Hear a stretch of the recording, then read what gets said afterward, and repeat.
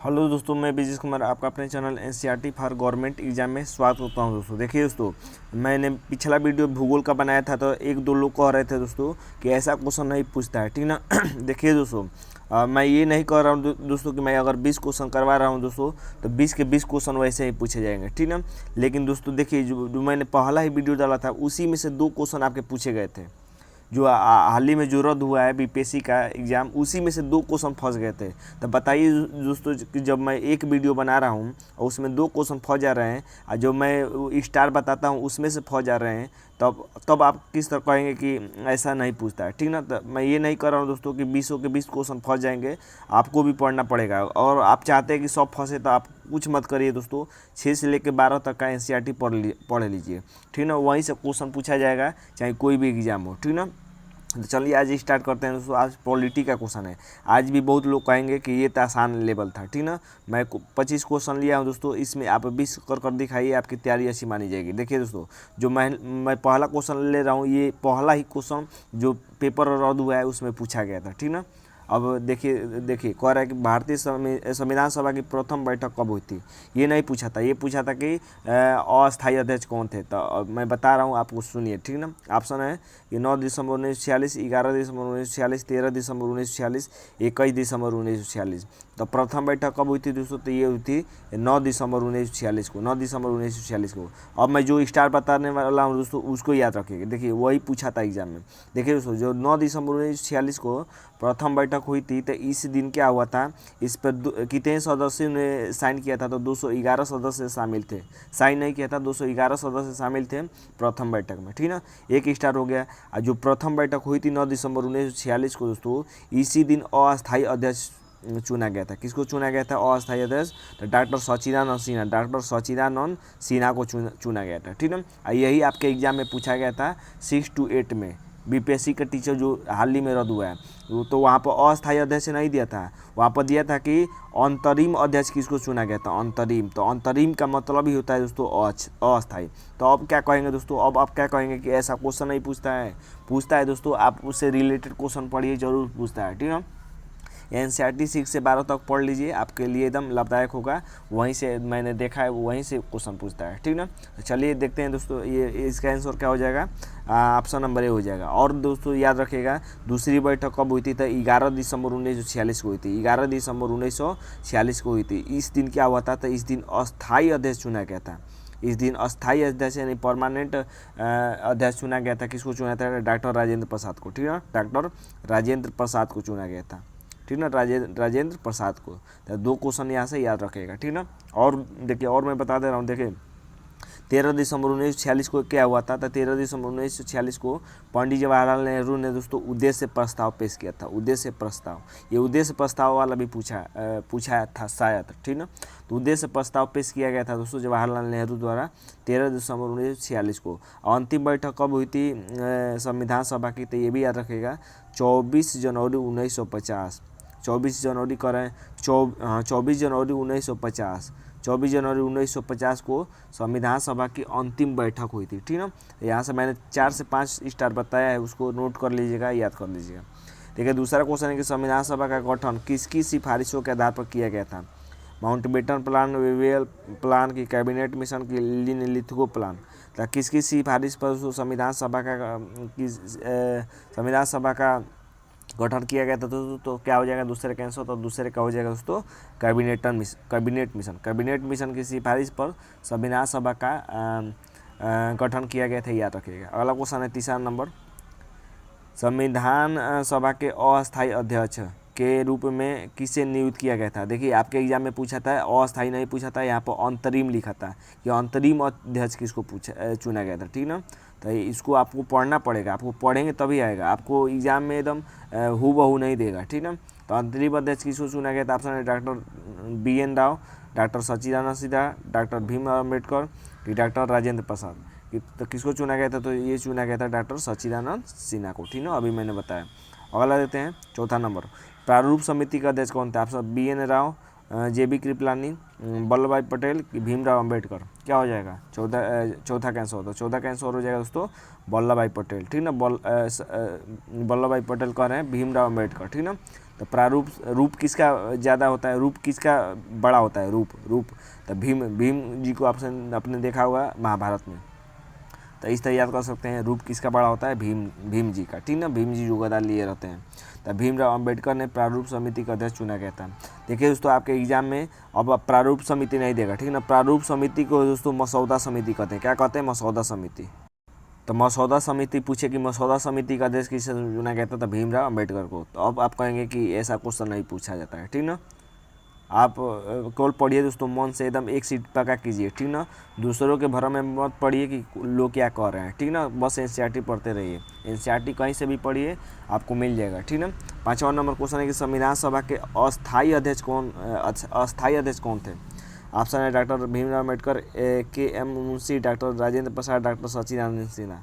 क्या हो जाएगा दोस्तों, 5वें का आंसर। तो 5वें का आंसर हो जाएगा डॉक्टर राजेंद्र प्रसाद को अस्थायी अध्यक्ष चुना गया था, ठीक ना। अगला क्वेश्चन है 6वां नंबर कि संविधान सभा ने अंतिम रूप से संविधान को कब पारित कर दिया। अंतिम रूप से पारित पूछ रहा है। अब यहाँ पर ध्यान से पढ़िएगा, एग्जाम में पारित पूछ रहा है कि लागू पूछ रहा है, ठीक ना। तो कह रहा है कि पारित कब किया गया। ऑप्शन है 26 जनवरी 1950, 15 अगस्त 1947, 2 अक्टूबर 1949 और लास्ट ऑप्शन है 26 नवंबर 1949। तो क्या हो जाएगा दोस्तों 6वें का आंसर। पारित कब किया गया था, तो ये किया गया था 26 नवंबर 1949 को, ठीक ना। लागू पूछता तो दूसरा आंसर हो जाता, आगे अभी वैसा क्वेश्चन आएगा, ठीक ना। अगला क्वेश्चन है कि मूल संविधान में कितने अनुच्छेद और कितनी अनुसूचियाँ थी। ऑप्शन आप पढ़ लीजिए, 2 मिनट देकर पढ़ लीजिए, ठीक ना। मैं आंसर बता रहा हूँ। तो क्या हो जाएगा आंसर दोस्तों इसका। तो मूल संविधान की बात करते हैं दोस्तों, तो मूल संविधान में 395 अनुच्छेद और 8 अनुसूचियाँ थी, ठीक ना। वर्तमान में कितनी है, तो 8 से 12 अनुसूचियाँ हो गई है। 395 अनुच्छेद में ही बहुत से अनुच्छेद जुड़ गए हैं, तो 395 से ज़्यादा हो गए हैं, ठीक ना। तो 395 से ज़्यादा अनुच्छेद और 12 अनुसूचियाँ हो गई है वर्तमान में, याद रखिएगा। अगला है 8 नंबर कि भारतीय संविधान में निष्पक्ष न्यायपालिका तथा न्यायिक पुनरावलोकन, महत्वपूर्ण क्वेश्चन है, याद रखिएगा, न्यायिक पुनरावलोकन, ठीक ना, कि सिद्धांत किस देश के संविधान से लिए गए हैं। तो किस देश के संविधान से लिए गए न्यायिक पुनरावलोकन। ऑप्शन है कनाडा, ब्रिटेन, यूएसए की दक्षिण अफ्रीका। क्या हो जाएगा 8वें का आंसर। तो 8वें का आंसर हो जाएगा दोस्तों यूएसए हो जाएगा। न्यायिक पुनरावलोकन कहाँ से लिया गया है, याद रखिएगा, न्यायिक पुनरावलोकन यूएसए से यानी अमेरिका से लिया गया है, ठीक ना। अगला देखिए, कह रहा है कि निम्नलिखित में कौन सुमेलित नहीं है। तो जो सुमेलित नहीं है उसको बताना है। देखते हैं, ये विदेशी स्रोत है, आग्रहित शासन प्रणाली है। देखिए दोस्तों, दक्षिण अफ्रीका संविधान संशोधन के कौन सुमेलित नहीं है पूछा है। कनाडा संघीय शासन, ब्रिटेन संसदीय, आयरलैंड प्रस्तावना। कौन सुमेलित नहीं है दोस्तों, तो कौन सुमेलित नहीं है, ये है डी नंबर, ठीक है, आयरलैंड प्रस्तावना। देखिए दोस्तों, आयरलैंड के संविधान से क्या लिए गए हम लोग, नीति निर्देशक तत्व लिए हैं, ठीक है, नीति निर्देशक तत्व लिए हैं, याद रखिएगा, ठीक ना। नीति निर्देशक तत्व किससे लिया गया है, आयरलैंड से। तो ये सुमेलित नहीं है। बाकी दक्षिण अफ्रीका से संविधान संशोधन लिया गया है, कनाडा से संघीय शासन लिया गया है, ब्रिटेन से संसदीय प्रणाली लिया गया है। अगला देखते हैं, देखिए ये भी कह रहा है कि सुमेलित कीजिए, इसको भी सुमेलित करना है। तो चलिए सुमेलित कर देते हैं, ठीक ना। यहाँ पर देखते हैं, देखिए आप पढ़ लीजिए, विधि शासन है, नीति निर्देशक तत्व है, अभी मैंने बताया, समवर्ती सूची है, आपातकाल है। यहाँ पर जर्मनी है, यहाँ पर ऑस्ट्रेलिया है, आयरलैंड है, ये ब्रिटेन है। तो किस देश से क्या लिया गया है। तो देखिए दोस्तों, अभी मैंने बताया कि ये कौन सा नीति निर्देशक तत्व कहाँ से लिया गया है, तो आयरलैंड से। तो ये बी का क्या हो जाएगा, तीसरा हो जाएगा, ठीक ना। समवर्ती सूची याद रखिएगा, ऑस्ट्रेलिया से लिया गया है। तो सी का दूसरा हो जाएगा, ठीक ना। विधि मतलब कानून होता है, तो कभी कानून की बात करें तो ये हो जाएगा ब्रिटेन, यानी ए का हो जाएगा दोस्तों चौथा, ठीक ना। ए का क्या हो जाएगा, चौथा हो जाएगा। और डी का क्या हो जाएगा, आपातकाल जर्मनी से लिया गया, आपातकाल जर्मनी से। तो ए का चौथा, बी का कौन तीसरा रहता है, 4 3, और उसके बाद सी का दूसरा रहता है 4 3 2 1, 4 3 2 1। देखते हैं कौन ऑप्शन में है। तो यहाँ पे 4 3 2 1, ऑप्शन नंबर बी हो जाएगा, ठीक ना। अगला क्वेश्चन देखते हैं, भारतीय संविधान में कुल कितने भाग हैं। देखिए दोस्तों, ऑप्शन के हिसाब से बताइएगा, अब आप मत कहिएगा कि कितने भाग हैं, ठीक ना। ऑप्शन के हिसाब से बताना है आपको कि भारतीय संविधान में कुल कितने भाग में बटा है। तो कितने भाग में बटा है, तो ये हो जाएगा दोस्तों, ऑप्शन क्या हो जाएगा, मैं आंसर बता रहा हूँ, इसका आंसर हो जाएगा 22 भाग, ठीक ना, 22 भाग हो जाएगा। अगर 22 भाग में ही दोस्तों 3 खंड और छोटे छोटे जोड़ दिए गए तो 22 भाग से 25 भाग कर दिया गया है। तो अगर 22-25 अगर ऑप्शन में रहेगा तो 25 पर मारिएगा, ठीक ना। अब 25 नहीं रहेगा तो 22 पर मारिएगा। तो वर्तमान में कितने भाग है? 25 भाग है, लेकिन ऑप्शन के हिसाब से 22 भाग, ठीक ना। अगला क्वेश्चन देखते हैं, भारतीय संविधान में किस दिन से पूर्णतः लागू हुआ? भारतीय संविधान किस दिन से पूर्णतः लागू हुआ? लागू यहाँ पर पूछ रहा है। देखिए वहाँ पर मैंने क्या बताया था आपको कि पारित पूछा था, यहाँ पर क्या पूछ रहा है कि कब लागू हुआ। ऑप्शन है आपके पास कि 26 नवंबर 1950, 26 नवंबर 1949, 26 अगस्त 1950 कि 26 जनवरी 1950। क्या हो जाएगा दोस्तों 12 का आंसर? तो 12 का आंसर हो जाएगा दोस्तों 26 जनवरी 1950। देखिए दोस्तों पारित पूछे तो 26 नवंबर 1949 याद रखिएगा, और लागू पूछे तब 26 जनवरी 1950 याद रखिएगा, ठीक ना। ये कन्फ्यूजन नहीं होना इसमें। अगला क्वेश्चन देखते हैं 13 नंबर कि भारत कब गणतंत्र बना? गणतंत्र कब बना? तो देखिए दोस्तों 15 अगस्त 1947 को तो हमारा देश आज़ाद हुआ था। 15 अगस्त 1947 को तो हमारा देश आज़ाद हुआ था, तो स्वतंत्रता दिवस मनाते हैं। ये गणतंत्र पूछ रहा है। ऑप्शन है 15 अगस्त 1947, 26 नवंबर 1949, 26 जनवरी 1950 की 2 अक्टूबर 1952। क्या हो जाएगा 13 का? 13 का आंसर हो जाएगा दोस्तों 26 जनवरी 1950 हो जाएगा, ठीक है। 13 का हो जाएगा ऑप्शन नंबर सी हो जाएगा, ठीक है, याद रखिएगा। अगला देखते हैं, अगला है 14 नंबर कि भारतीय संविधान के संबंध में निम्नलिखित में से कौन सा कथन सत्य है? सत्य पूछा रहा है कि कौन सही है, ठीक ना। यहाँ पर 4 ऑप्शन दिए गए हैं, लास्ट में एक ऑप्शन दिया गया है उपरोक्त तो सभी दिया है, ठीक। तो देखते हैं सभी पढ़ते हैं। तो देखिए पहला ऑप्शन है कि इसके निर्माण में यानी संविधान के निर्माण में 2 वर्ष 11 माह 18 दिन लगे। तो क्या ये सही है? तो हाँ, तो ये तो सही है, ठीक ना। अगला देते हैं 13 दिसंबर 1946 ईस्वी को जवाहरलाल नेहरू द्वारा उद्देश्य प्रस्ताव प्रस्तुत करने के बाद संविधान निर्माण की प्रक्रिया आरंभ हुई। ये सही है? तो अभी मैंने आपको बताया कि हाँ 13 दिसंबर 1946 को संविधान जवाहरलाल नेहरू ने उद्देश्य प्रस्ताव पेश किया था, तो ये भी सही है। अगला देखते हैं तीसरा। तो जब 2 सही हो गए तो ऑप्शन डी एकदम सही हो जाएगा, उपरोक्त सभी, ठीक ना। ये भी ऑप्शन देख लेते हैं कि 26 नवंबर 1949 ईस्वी को संविधान पर अंतिम रूप से 284 सदस्यों ने हस्ताक्षर किया। ये भी सही है। तो ये भी याद रखिएगा कि कितने सदस्यों ने अंतिम रूप से हस्ताक्षर किया था, तो 284, ठीक ना। अगला क्वेश्चन देखते हैं, तो उपरोक्त सभी हो जाएगा। 15 नंबर है कि संविधान सभा के सदस्यों को निम्न में से कितने प्रत्यक्ष रूप से निर्वाचित किया? संविधान सभा के सदस्यों को निम्न में से किसने प्रत्यक्ष रूप से निर्वाचित किया? ऑप्शन है प्रांतों की विधानसभा ने, संघीय व्यवस्थापिका ने, कि प्रत्यक्ष मतदान ने, कि ए और बी दोनों। तो क्या हो जाएगा 15 का आंसर? तो 15 का आंसर हो जाएगा ए और बी दोनों, ठीक ना। अगला क्वेश्चन देखते हैं कि भारतीय संविधान की प्रस्तावना के अनुसार भारत के शासन की सर्वोच्च सत्ता किसमें निहित होती है? महत्वपूर्ण है, स्टार लगा लीजिएगा। ऐसा क्वेश्चन एक पूछा था, लेकिन थोड़ा उसका लैंग्वेज अलग था। जो पेपर रद्द हुआ है उसमें एक क्वेश्चन पूछा था, ठीक ना। ऐसा ही पूछा था जनता वाला, जनता और गणतंत्र वाला, ठीक ना। ऑप्शन है कि जनता, संसद, राष्ट्रपति, सर्वोच्च न्यायालय। तो क्या हो जाएगा आंसर? तो किस में सर्वोच्च सत्ता निहित होती है? तो ये जनता में होती है, ठीक ना। 16 का जरूरी नहीं है कि सेम टू सेम पूछे, ठीक ना। आपको उसको पढ़ना है और आपको देखना है कि क्या लेवल रहता है, किस तरह लैंग्वेज चेंज होता है। 17 नंबर क्वेश्चन है कि भारतीय संविधान के किस भाग को उसकी आत्मा की संज्ञा दी गई है? तो आत्मा की संज्ञा किस भाग को दी गई है? ऑप्शन है मूल अधिकार, संवैधानिक उपचारों का अधिकार, प्रस्तावना का अधिकार, संविधान प्रक्रिया। तो क्या हो जाएगा 17 का आंसर? आत्मा किसे कहा गया है? तो ये हो जाएगा दोस्तों प्रस्तावना हो जाएगा आंसर, सी आंसर हो जाएगा, ठीक ना। यहाँ से और एक स्टार याद रखिएगा, इसको मत भूलिएगा। देखिए दोस्तों जो अनुच्छेद 32 है संवैधानिक उपचारों का अधिकार, अनुच्छेद 32 है दोस्तों, अनुच्छेद जो 32 है, तो 32 को दोस्तों भीमराव अंबेडकर ने संविधान की आत्मा कहा है, ठीक ना। तो ये दोनों क्वेश्चन में कंफ्यूज नहीं होना है। संविधान की आत्मा किस अनुच्छेद को कहा गया है? तो 32 को, ठीक ना। किसने कहा है? तो भीमराव अंबेडकर ने।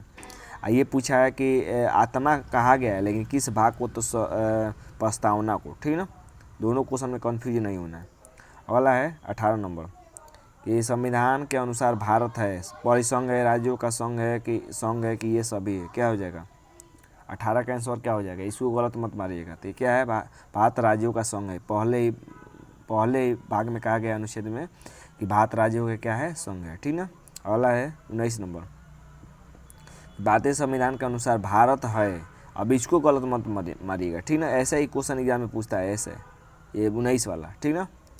देखिए ऑप्शन है, कह रहा है कि कौन सुमेलित नहीं है, क्या पूछ रहा है, भारतीय संविधान के अनुसार भारत है, भारत क्या है ये पूछ रहा है, ठीक ना। पहला ऑप्शन है कि प्रभुत्व संपन्न लोकतंत्रात्मक गणराज्य, प्रभुत्व संपन्न धर्मनिरपेक्ष लोकतंत्रात्मक गणराज्य। अगला ऑप्शन है प्रभुत्व संपन्न धर्मनिरपेक्ष समाजवादी गणराज्य। और चौथा ऑप्शन है प्रभुत्व संपन्न पंथ निरपेक्ष लोकतंत्रात्मक गणराज्य। तो कौन है दोस्तों, ये कौन है भारत, ठीक ना। देख लीजिए एक बार और, तो क्या हो जाएगा दोस्तों 19 का आंसर, तो 19 का आंसर हो जाएगा दोस्तों ऑप्शन नंबर डी हो जाएगा, ठीक ना। प्रभुत्व संपन्न पंथ निरपेक्ष लोकतंत्रात्मक गणराज्य हो जाएगा, ठीक ना। याद रखिएगा पंथ निरपेक्ष है, ठीक ना। यहाँ पर समाजवादी कहा गया है तो ये तो होगा नहीं, ठीक ना। ये लोकतंत्रात्मक कहा है। आगे देखते हैं दोस्तों क्वेश्चन, लोकतंत्रात्मक तो होगा, प्रभुत्व संपन्न प्रभुत्व धर्मनिरपेक्ष का है, तो धर्मनिरपेक्ष नहीं है, पंथ निरपेक्ष है, ठीक है, याद रखिएगा। 20 नंबर देखते हैं, ये संविधान सभा का सलाहकार किसे नियुक्त किया गया था। संविधान सभा का सलाहकार महत्वपूर्ण है, स्टार लगा लीजिए। सलाहकार किसे नियुक्त किया गया था। ऑप्शन है एन गोपाल स्वामी अयंगर, ए के अयंगर, बी एन राव, भीमराव अंबेडकर। तो किसे सलाहकार नियुक्त किया गया था, तो ये किया गया था बी एन राव को, ठीक ना। बी एन राव को नियुक्त किया गया था, याद रखिएगा। अगला देते हैं 21 नंबर, संविधान सभा की झंडा समिति के अध्यक्ष कौन थे। झंडा समिति के अध्यक्ष ऑप्शन है जवाहरलाल नेहरू, वल्लभ भाई पटेल, जेबी कृपलानी, जगजीवन राम। क्या हो जाएगा 21 का आंसर। तो 21 का आंसर देखिए दोस्तों, इसमें कन्फ्यूजन होता है, झंडा समिति वाला कन्फ्यूजन होता है।